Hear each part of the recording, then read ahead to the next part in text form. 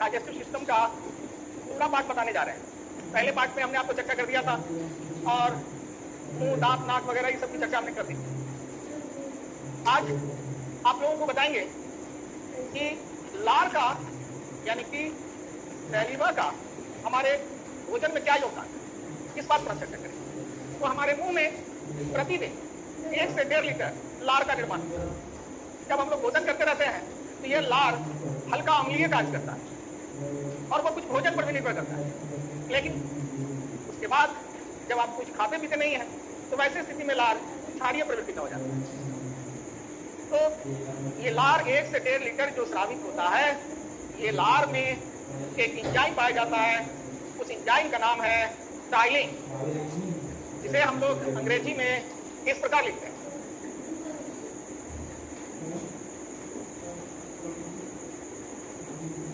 ये लार में पाए जाने वाला एंजाइम, इस एंजाइम का काम और लार का काम देखिए।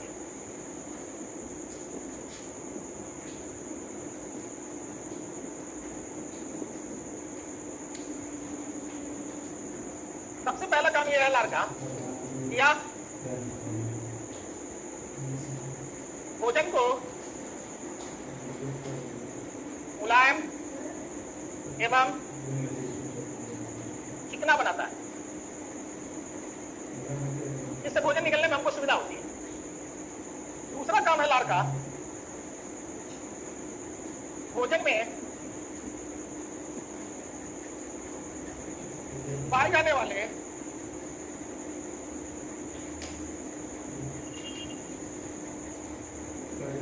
कार्बोहाइड्रेट को स्टार्च में बदलता है। स्टार्च को हिंदी में मंड कहते हैं, यानी कि कार्बोहाइड्रेट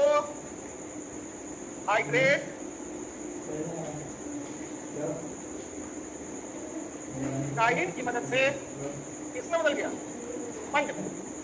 कार्बोहाइड्रेट मीठा नहीं लगता, लेकिन स्टार्च कार्बोहाइड्रेट के बनिस्बत थोड़ा मीठा होता है। यही कारण है कि रोटियां देर तक चबाने पर हमको मीठी लगती। रोटी को अगर देर तक हम लोग चबाएं तो मीठी लगने का कारण यह है कि रोटी का कार्बोहाइड्रेट कन्वर्ट कर गया कि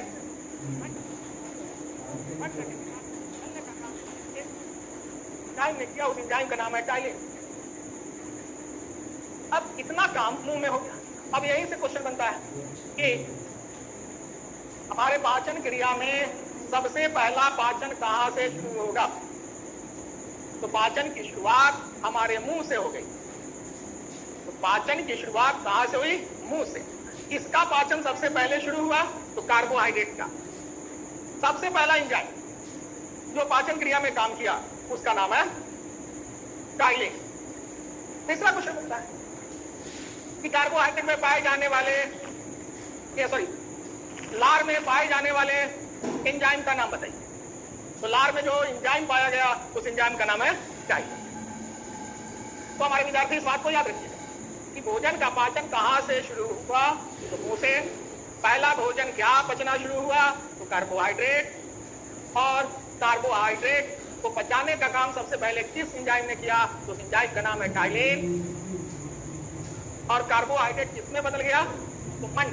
इसी मंड से नाम अपभ्रंश है माड़। जो चावल को जब हम लोग चावल पकाते हैं, भात बनता है, तो भात से जो रस निकलता है जिसको राइस जूस कहते हो, उस वही माड़ है। माड़ एक्चुअली में मंड है। मंड जिसको अंग्रेजी में स्टार्च कहते हैं। इतना काम हमारे मुंह में हो जाता है। अब मुंह में चबा लेने के बाद भोजन को हम लोग निगलते हैं तो निगलने का काम जो करता है वो ऑस्योफेगस करता है, जिसको हम लोग ग्रासिका या ग्रास नली कहते हैं।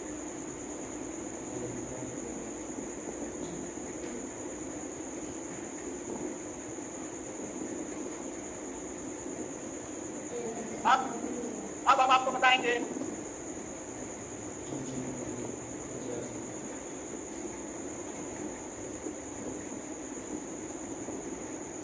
ये हमारा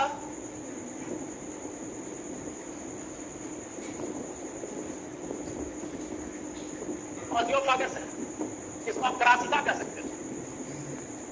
इसको अंग्रेजी में हम लोग कहते हैं पेरिस्टाल्सिस। ये जिस तरह से सांप अगर कोई चीज को निकलता है, मेढक निकल रहा है, चूहा निकलता है, तो क्या करता है? पहले फैलाता है, फिर सुराता है, फैलाता है, सुराता है, फैलाता है, सुराता है, ये क्रम से करता है, इसलिए इसका नाम है कर्माकुंचन। और यही कर्माकुंचन क्रिया के द्वारा फिर यह भोजन हमारे स्टोमक में पहुंचेगा। अब स्टोमक में भोजन पहुंच गया, जब स्टोमक में भोजन जब पहुंचेगा तो किस क्रिया के द्वारा पहुंचेगा? तो कर्माकुंचन क्रिया के द्वारा। ये कर्माकुंचन क्रिया अगर नीचे की ओर हो रही है तो भोजन को हम लोग निगलते हैं, और ये कर्माकुंचन क्रिया अगर ऊपर की ओर हो गई तो हम लोग भोजन को उल्टी कर देते हैं। यानी भोजन निगलने और उल्टी करने की क्रिया डिपेंड करती है कर्माकुंचन पर। ये कर्माकुंचन डाउनवर्ड्स तो भोजन निकल जाना, अपवर्ड्स तो भोजन को उल्टी कर देना। इस कर्माकुंचन क्रिया का जो नियंत्रण होता है वो हमारे मस्तिष्क के, पश्च मस्तिष्क के मेडुला ऑब्लॉन्ग गटा के द्वारा होता है। एक बार क्वेश्चन आ चुका है कि भोजन को निगलने और उल्टी करने की क्रिया का नियंत्रण मस्तिष्क के किस भाग से? तो याद रखिएगा, मेडुला ऑब्लॉन्ग गटा। ये कर्माकुंचन की क्रिया एनस तक जाता है, लेकिन यह धीरे धीरे घटते क्रम में जाएगा। जितना तेजी से भोजन हम लोग बाहर, जितना तेजी से भोजन हम लोग निकलते हैं उतना तेजी से अपचा पदार्थ को हम लोग बल द्वार के द्वारा नहीं बाहर कर सकते। यानी क्या कर्माकुंचन क्रिया धीरे धीरे धीरे धीरे कम होती है। अब आ जाइए हम लोग जरा सा स्टोमक की बात करें। ये पार्ट हो गया आपका स्टोमक, जिसको हिंदी में हम लोग कहते हैं अमाशय। अमाशय में भोजन आप एक बार में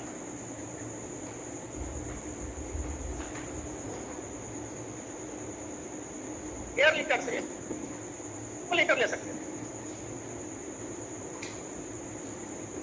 इसमें पानी भी शामिल है। और भोजन हमारे अमाशय में रुकता है, कितना देर तक रुकेगा? तो इसकी जो अवधि है वह 4 घंटा से 6 घंटा, 4 घंटा से लेकर 6 घंटा तक आपके अमाशय में भोजन रहेगा। अब इतना देर जो भोजन 4 से 6 घंटा हमारे स्टोमक में रहा, वो क्या हो रहा था उसमें? ये डिपेंड करेगा कि भोजन आपने जो लिया है वो भोजन की नेचर क्या है।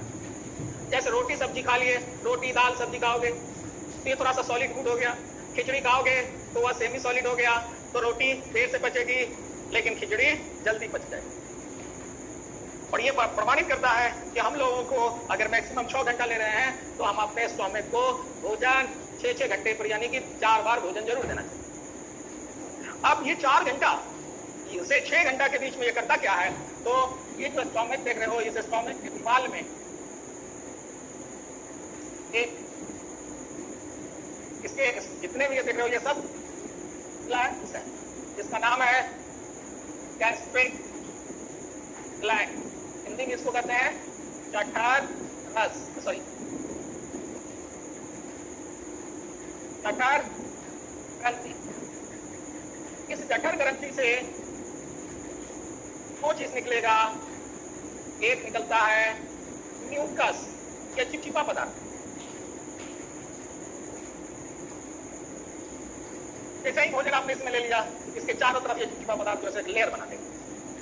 और दूसरा निकलेगा गैस्ट्रिक जूस, इसको आप कहिएगा जठर रस। ये जो गैस्ट्रिक जूस जो है, ये गैस्ट्रिक जूस 3 प्रकार का है। एक का नाम है HCl, जिसको हम लोग कहते हैं हाइड्रोक्लोरिक एसिड। ये अम्ल है, इसका pH मान 1 या 2 होता है। अब आप अंदाजा लगा लो कि ये जो हमारे स्टोमक में जो HCl निकला, ये HCl कितना ज्यादा एसिडिक है। ये काफी एसिडिक होता है। इसका काम क्या है? HCl का काम भोजन को अम्लीय बनाना। इसलिए देखते हो कि जब वोमिटिंग हो जाता है तो दांत खट्टे हो जाते हैं, एसिडिक आ गया, एसिड खट्टा होता है। दूसरा काम क्या है? हानिकारक जीवाणु को मार डालना।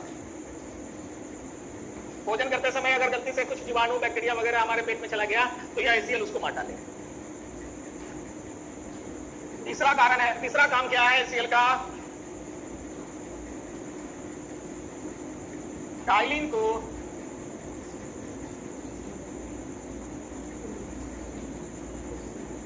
निष्क्रिय करना। और चौथा काम है पेप्सिन नामक एंजाइम को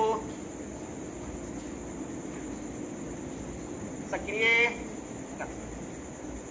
इतना काम हो गया HCl का। HCl का पहला काम भोजन को अम्लीय बनाना, हानिकारक जीवाणु रोगाणु को मार डालना, टाइलिन को निष्क्रिय कर देना, क्योंकि टाइलिन अधिक एसिडिक मीडियम में काम नहीं करता। और जो पेप्सिन नामक एंजाइम है उस एंजाइम को यह सक्रिय कर देता। अब इतना जो निकला और पेप्सिन क्या पेप्सिन, अब लोगों ने जो प्रोटीन लिया था भोजन में, प्रोटीन को बदल देता है पेप्टॉन्स या प्रोटियोजेन, यानी कि प्रोटीन से छोटा हो गया पेप्टॉन या प्रोटियोजेन। ये काम किसने किया? पेप्सिन ने। पेप्सिन का काम है प्रोटीन को पचाना। इसलिए अमाशय में सबसे पहला जो पाचन शुरू हुआ वो प्रोटीन का शुरू हुआ, और उस प्रोटीन को पचाने के लिए जो एंजाइम निकला उस एंजाइम का नाम है पेप्सिन। और आपको बताए होंगे कि बच्चे के पेट में जो मां का दूध पीता है बच्चा, मदर फीडिंग चाइल्ड है, उसके स्टोमक में दूध को पचाने के लिए एक विशेष एंजाइम निकलता है जिसका नाम है रेनिन।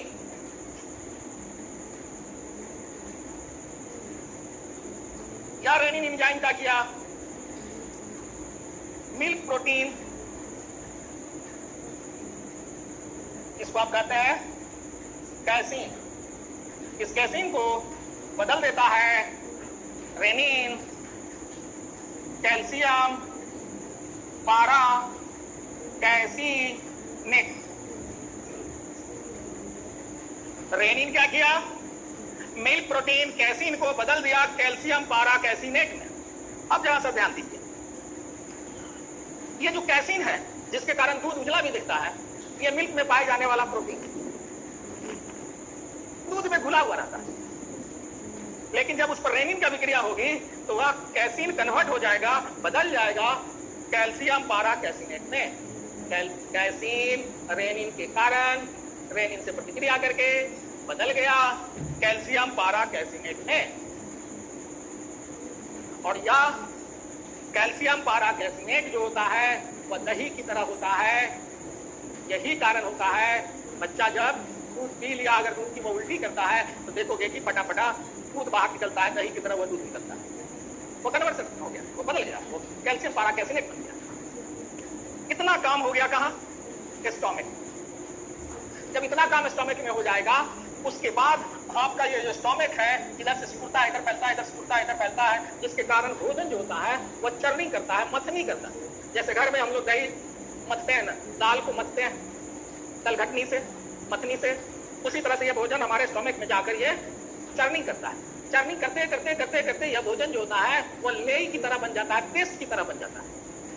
और उस पेस्ट, वो लेई की तरह जो भोजन बन गया तो वह भोजन अम्लीय मीडियम का होता है, उसका नेचर अम्लीय होता है। ऐसे अम्लीय भोजन को हम लोग काइन कहते हैं।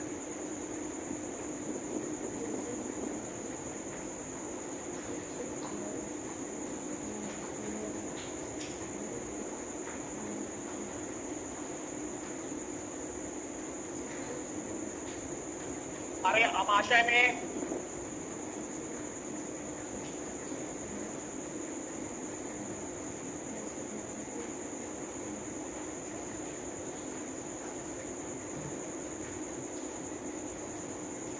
भोजन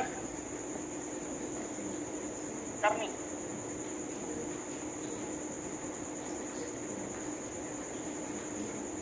क्रिया के द्वारा ले की तरह हो जाता है। इस अम्लीय लेई नुमा भोजन को काइन कहते हैं। यही काइन है। और और इसी कायम से नाम पर आया कायम चूर्ण, जो भोजन पचाने के लिए हम लोग लेते हैं। कंस्टिपेशन की क्रिया हो गई, भोजन अच्छा से पचा ही नहीं, कब्जियत हो गई, तो कायम चूर्ण लेते हैं। तो कायम चूर्ण का जो नाम पड़ा है वो कायम से ही पड़ा है, यानी कायम को बचाने वाले चूर्ण को कायम चूर्ण कर। अब यह भोजन स्टोमक से क्या हुआ कि वह अब ये स्टोमक से भोजन क्या होगा कि आपका नीचे से शक्कर आएगा, जो इस पाइप में आएगा। जो पाइप देख रहे हैं, इस पाइप का नाम है ड्यूडेनम, जो सी आकार का है। ये छोटी आंत की पहला भाग, यहीं से छोटी आंत शुरू होती है। इस अमाशय के बाद ये छोटी आंत शुरू होती है। तो आइए जरा सा देखें कि ड्यूडेनम में क्या होता है।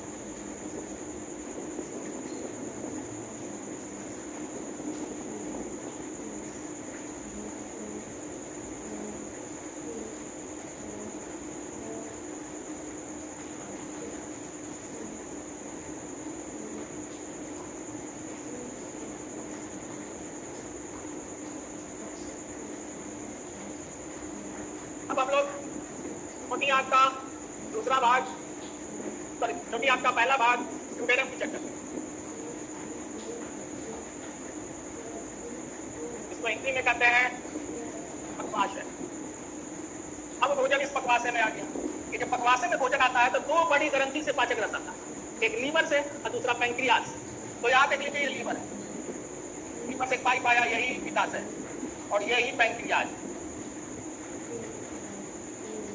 ये आपका लीवर हो गया और ये आपका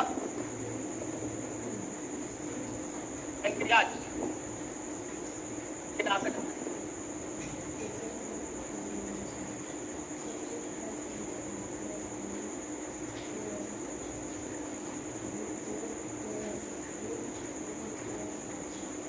या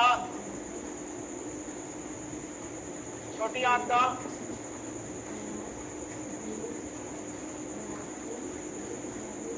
पहला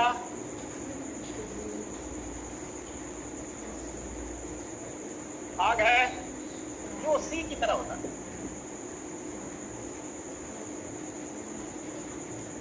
अब देखिए यहां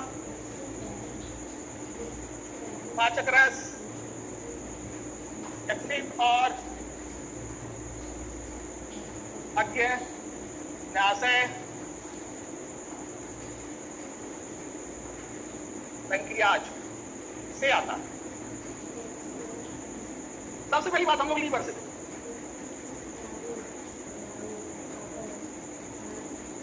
यह पीत बनाकर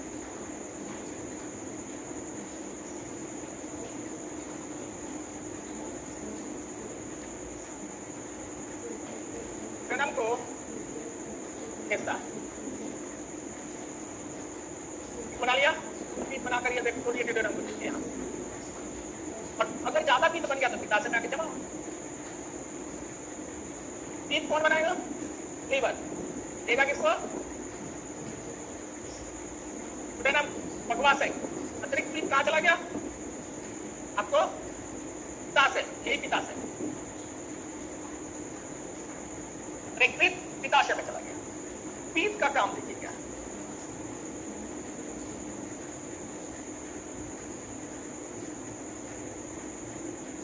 फाइल छाड़िए, प्राकृतिक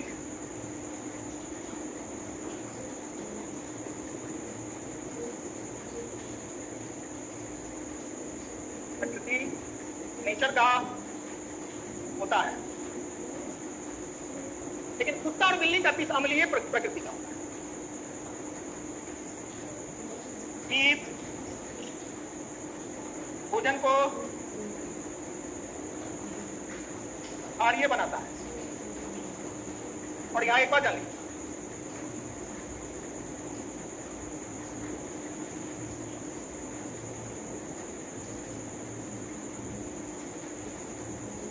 तो अम्लीय भोजन था, उसको हम लोगों ने क्या कहा? साइन। अब भोजन हमारा क्या बन गया? क्षारीय। तो क्षारीय भोजन को ड्राई करते हैं, यानी कि साइन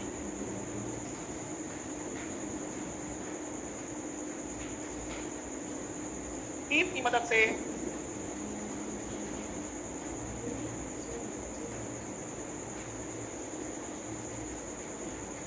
फाइल बनती है।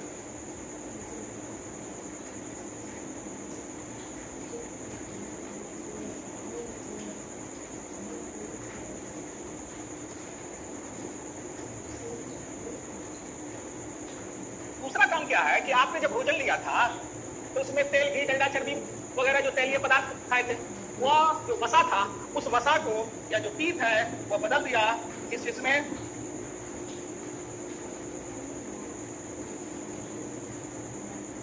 पीत वसा को आइसिकृत वसा में बदलता है। पायस एक घोल का नाम है। द्रव के घोल को हम लोग पायस कहते हैं। जैसे आप हाथ में थोड़ा सा जल लेंगे और उसमें 5-7 बूंद कड़ू तेल डाल देंगे, सरसों का तेल डाल देंगे, तो सरसों का तेल पानी में घुलेगा नहीं, लेकिन जबरदस्ती उसको जब घुलेगा तो वो पेस्ट बन जाएगा। वो जो पेस्ट बन जाता है वो पेस्ट कैसा कहलाया? पायसीकृत हो गया, पायस बन गया। उसी तरह से आपने जो तेल, घी, डंडा, चर्बी, वसा जो आपने भोजन में लिया था, उस वसा को या पीत ने क्या किया कि एक घोल बना दिया। इस घोल का नाम है पायसीकृत घोल, और वैसे वसा को हम लोग पायसीकृत वसा कहते हैं। इसी को अंग्रेजी में हम लोग इमल्सिफाइड फैट कहते हैं। इमल्सिफिकेशन की क्रिया हो गई। इतना काम कौन किया? लीवर के द्वारा हुआ। अब हम लोग जरा सा देखें कि पैंक्रियाज के द्वारा क्या होगा। तो पैंक्रियाज क्या करता है कि पैंक्रियाटिक जूस अग्नाशयिक रस बनाकर भेज दिया यहाँ। अब ये अग्नाशयिक रस के बारे में जरा सा समझ।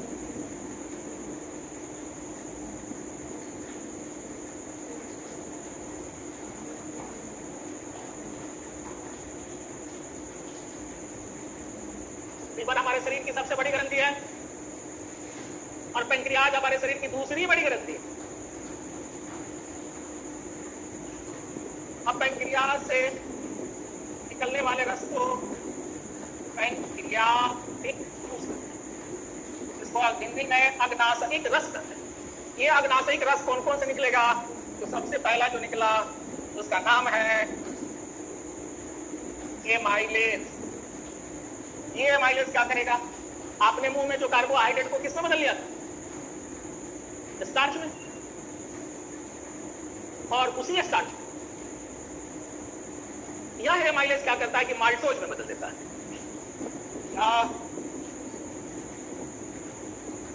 स्टार्च यानी कि मंड को माल्टोज में बदल देता है।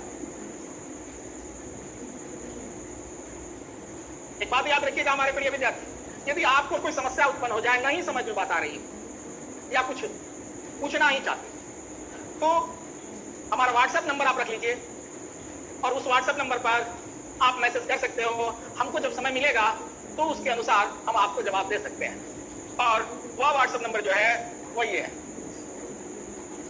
9934878301।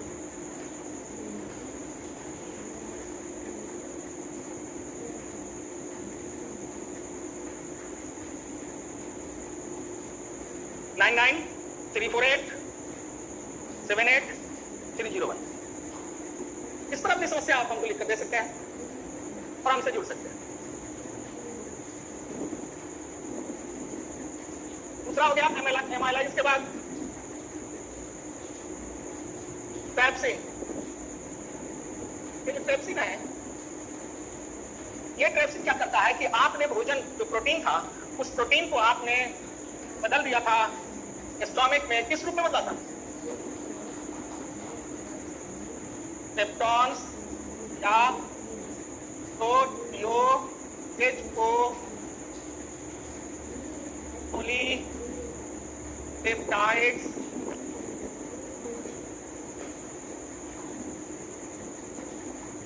या एमिनो एसिड में बदलता है। यानी कि अब प्रोटीन और छोटा हो गया, पॉलीपेप्टाइड्स हो गया या एमिनो एसिड हो गया। और तीसरा जो निकला उसका नाम है लाइपेज। यह क्या करता है, या ऐसी कृत वसा को ग्लिसरॉल में बदलता है। इसी ग्लिसरॉल से नाम पड़ा है ग्लिसरीन, जो साबुन में मिलता है, ट्रांसपेरेंट साबुन जो बनता है उसी में ग्लिसरीन ही मिलाते हैं। तो ग्लिसरॉल से ही बना है ग्लिसरीन, उसका ट्रेड नेम है ग्लिसरीन।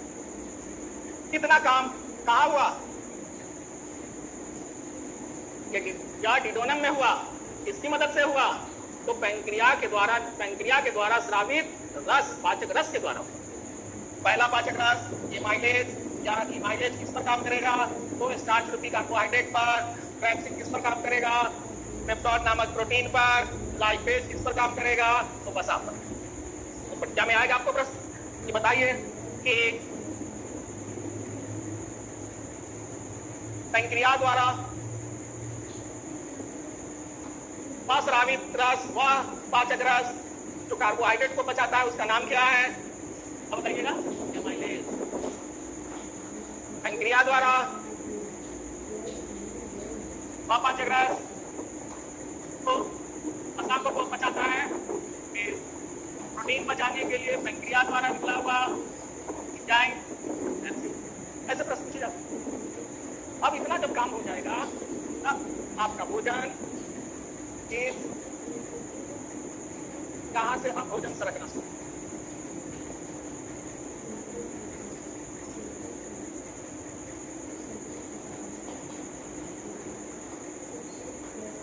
अब यहां से छोटी आपका भाग,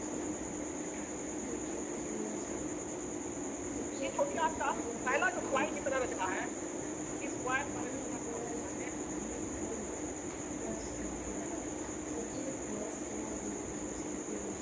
आइए जरा सा चेतन की बात करें।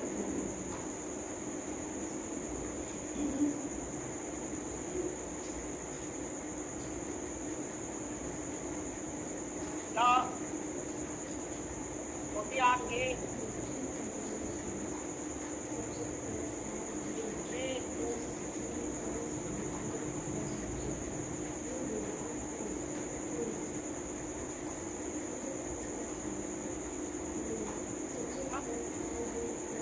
भाग है,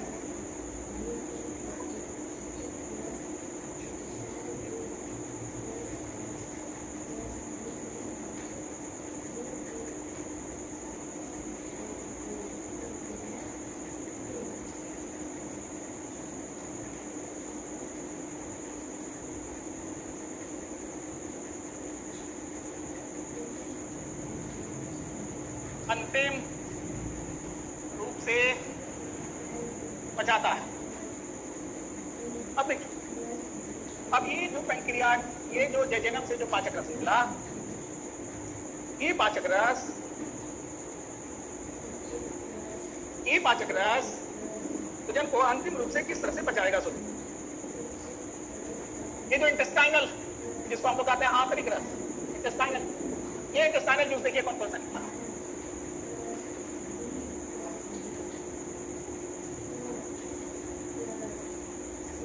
इरेप्सिन,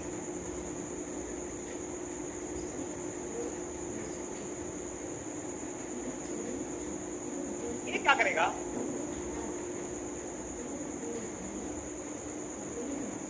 तो ई पेप्टाइड्स का एवं बेस प्रोटीन को, जहां एक बात मेरे विद्यार्थी याद रखिएगा, यदि गलती से अगर पैंक्रियाटिक जूस में इरेप्सिन बोल दिया होंगे तो उसको आप लोग ट्रैप्सिन, पैंक्रियाटिक जूस से ट्रैप्सिन निकलता है और इंटेस्टाइनल से इरेप्सिन निकलता है।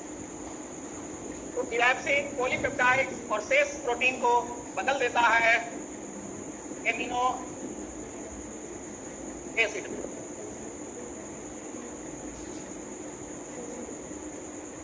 उसके बाद ये लाइपेज है, लाइपेज ने क्या किया, ग्लिसरॉल को फैटी एसिड में बदल दिया।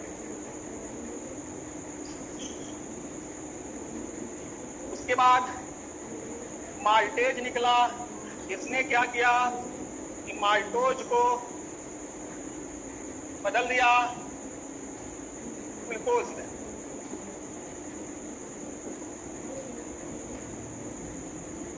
सुक्रेज सुक्रोज को ग्लूकोज में।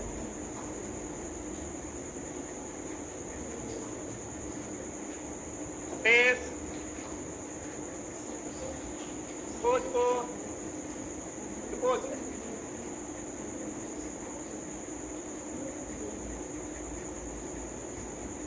लैक्टेज लैक्टोज को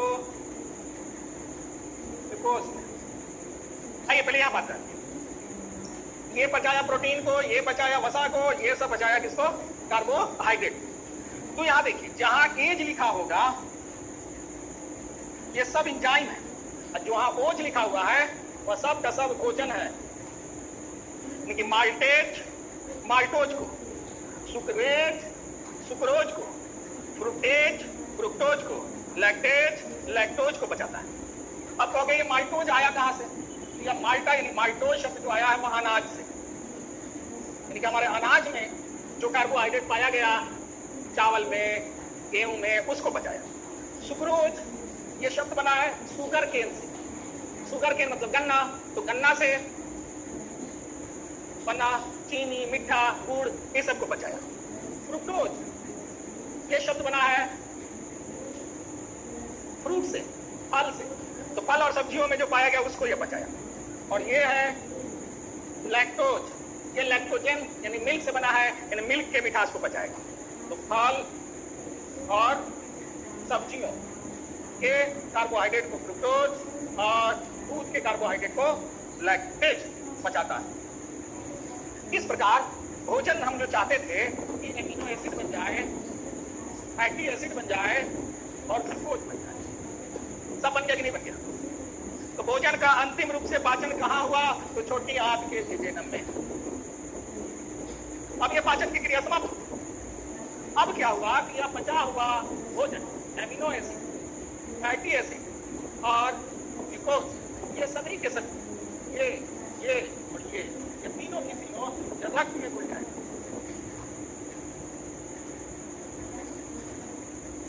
तो रक्त में घुल गया, इसी क्रिया को हम तो कहते हैं अवशोषण। पाचन हो गया, उसके बाद क्या होगा? अवशोषण। अब अवशोषण के लिए क्या होगा कि ये जो आप देख रहे हैं ऐसे ऐसे सब दीवार में फंगली नुमाइक संरचना होती है जिसको हम लोग भिलाई कहते हैं। ठीक है, तो यहां तक बात समझ में आ गई। भोजन का अंतिम पाचन हो गया और रक्त में घुल गया, और रक्त में घुल जाएगा उसको क्या कहोगे? अवशोषण। रक्त में कौन कौन घुला? एमिनो एसिड, फैटी एसिड और ग्लूकोज। अब जब ये रक्त में घुल जाता है, कैसे घुलता है, कौन घुलाता है, या अवशोषण की क्रिया कौन करता है, उसको आपको बता।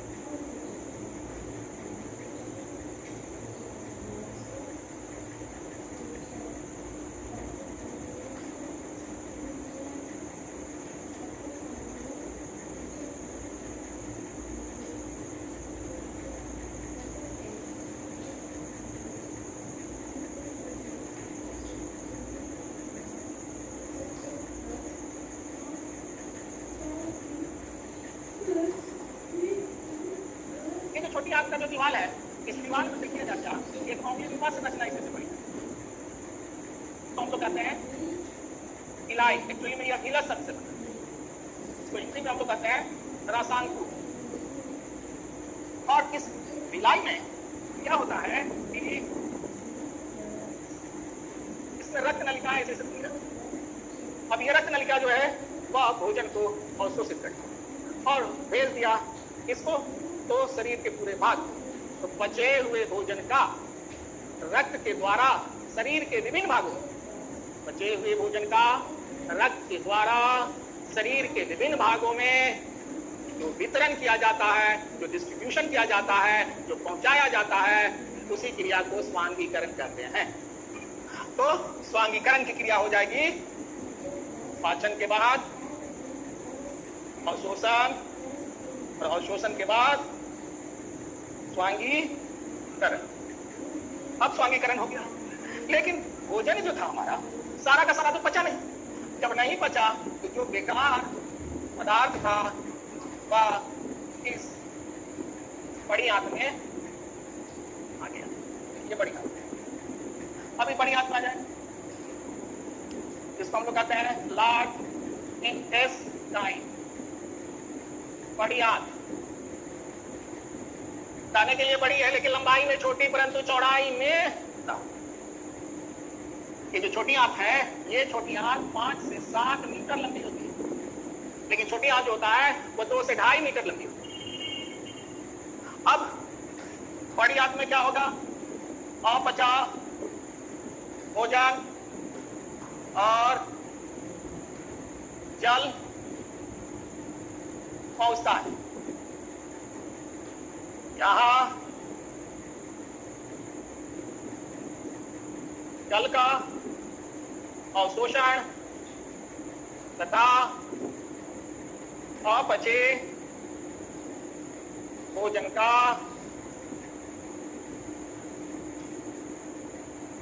बैक्टीरिया द्वारा अपघटन होता है, जो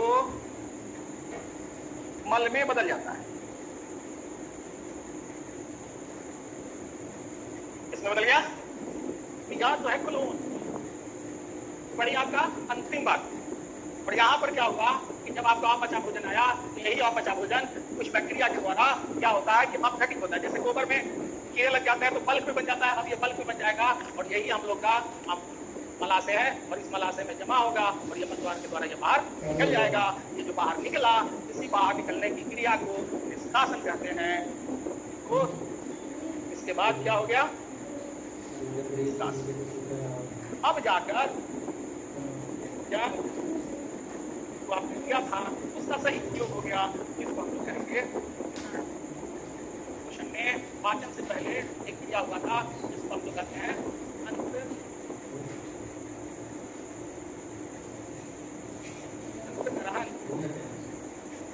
वो 5 चरण हुआ। पहला अंतग्रहण, भोजन को जमा कर पेट में रख लेने की क्रिया अंतग्रहण, भोजन को छोटे छोटे कणों में तोड़ देना पाचन, रक्त में मिला देना अवशोषण, शरीर के विभिन्न भागों में भेज देना स्वांगीकरण, और अपचे पदार्थ को बाहर निकाल देना निष्कासन। इतना जब क्रिया हो गया तो समझिए कि आपका न्यूट्रिशन कंप्लीट। तब हम कहते हैं कि हमारा भोजन का न्यूट्रिशन। अब मल में जो दुर्गंध आता है, इस दुर्गंध का कारण क्या है? मल में दुर्गंध का कारण नाइट्रोजनी पदार्थ इसके इंडोल, वो इंडोल फैमिली का है की उपस्थिति। तो जिसके मल में एस्केटॉल ज्यादा होगा उसके मल से ज्यादा दुर्गंध। तो मल में दुर्गंध का कारण एस्केटॉल।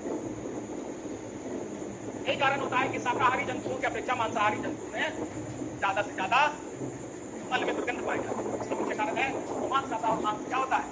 एक नाइट्रोजन की चीज है और उसे एस्केटॉल ज्यादा बनता है। ये कहानी हो गई आपकी पाचन।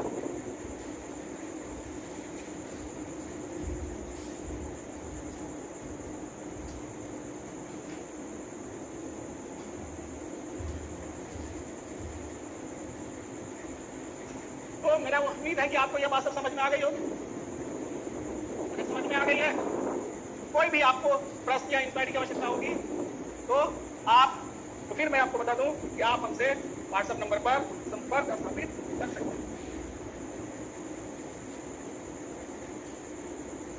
99483830 व्हाट्सएप नंबर है, इस पर आप करें और पढ़ें। जो भी समस्या हो, कोई प्रश्न हो, उस प्रश्न को आप इसमें डाल दीजिएगा और डालकर आप हमको दे दीजिएगा। समय के अनुसार जो समय मुझे मिलेगा हम आपको बता देंगे। आज के लिए धन्यवाद।